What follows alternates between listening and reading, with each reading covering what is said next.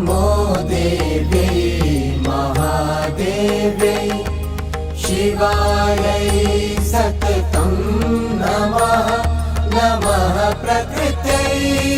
भद्रायै नियताः प्रणताः स्मृता रौद्रायै नमो नित्यायै गौर्यै धात्र्यै नमो नमः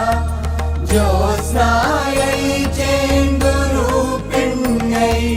सुखायै सततं नमः